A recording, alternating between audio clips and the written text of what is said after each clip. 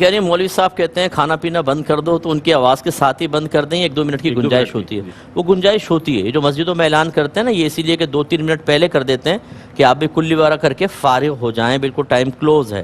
تو اگر آپ نے پانی وغیرہ پینا ہو تو پی لیں، اور بہترین یہ ہے کہ کوئی اچھا معتبر ٹائمنگ کا کیلنڈر اپنے پاس رکھ لیں، اس کو بھی ذرا چیک کر لیا کریں.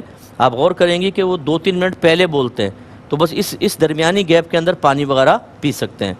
ایک کہتی ہیں کہ سب سے پہلی اذان سے ہم افطاری کر لیں یا اپنی مسجد کا انتظار کریں.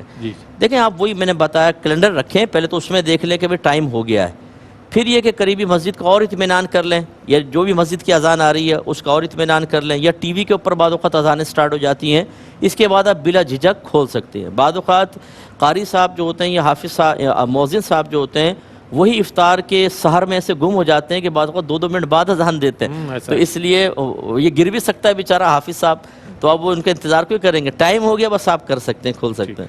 اور یہ کہتے ہیں کہ خشخشی داڑھی ہے، بعض اوقات ہم لوگ جماعت کر لیتے ہیں، ہوتی ہے کہ نہیں. دیکھیں آفس کے اندر اگر کوئی باشرہ آدمی موجود نہیں ہے تو بغیر داڑھی والا بھی امام بن سکتا ہے. یہ جو منع کیا گیا ہے یہ وہاں ہے کہ جہاں پر تمام لوگ موجود ہوں، جیسے مسجد ہے اس میں کسی باشرہ شخص کو آگے کھڑا کیا جائے. لیکن اگر اس طرح کے موقع ہے تو بغیر جماعت سے نماز پڑھنے سے بہتر ہے کہ انہی میں سے ایک آدمی امامت کر لے، لیکن وہ امامت کا اہل ہونا چاہیے. یعنی اس کو پاکی ناپاکی کے مسائل ہوں پتہ ہوں، کپڑے پاک ہوں، اس کے وضو آتا ہو، غسل آتا ہو، نماز کی شرائط فرائض واجبات اور نماز کے فاسد ہونے کا کم از کم اس کو علم حاصل ہو.